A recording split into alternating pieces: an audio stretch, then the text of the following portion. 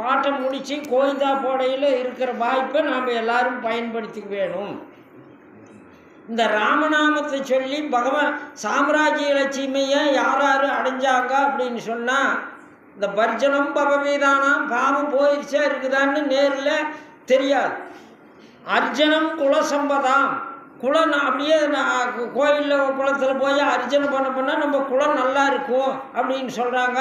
இந்த அர்ச்சனை பண்ணினது பற்றி தான் குலம் நல்லா இருக்குதா, நம்மளுடைய பாட்டினாலேயும் நம்மளுடைய உழைப்பினாலேயும் நம்மளுடைய யோகத்தினாலேயும் தான் நம்ம குலம் வளர்ச்சி அடையுதுன்னு நம்மளுக்கு ஒரு எண்ணம் வரும். ஆனால் இந்த சாம்ராஜ்ய லட்சுமி கடாட்சம் எப்படி ஏற்படுது அப்படின்னா, இதே ராமநாமத்தை ரகுபதி ராகவ ராஜாராம் பஜித்த பாவன சீதாராமன்னு மகாத்மா காந்தி சொன்னார். அதை சொல்லி இப்பேற்பட்ட பாரத தேசத்தை கத்தியின்றி ரத்தமின்றி யுத்தமின்றி மீட்டு கொடுத்தார். சரி, இதில் அவர் இந்த பாரத தேசத்தையே அவர் ஆளலையே, சாம்ராஜ்ய லட்சுமி ஒரு 10-20 தேசம் பாரத தேசம் மாற்றம்னு தான் சாம்ராஜ்யம்ங்கிறது. அந்த சாம்ராஜ்ய லட்சுமியை அவர் எங்கே ஆண்டார் அப்படின்னா, இன்றைக்குமே உலக நாடுகளில் பாரத தேசம்னா மகாத்மா காந்தி தான் நினைப்பாங்க.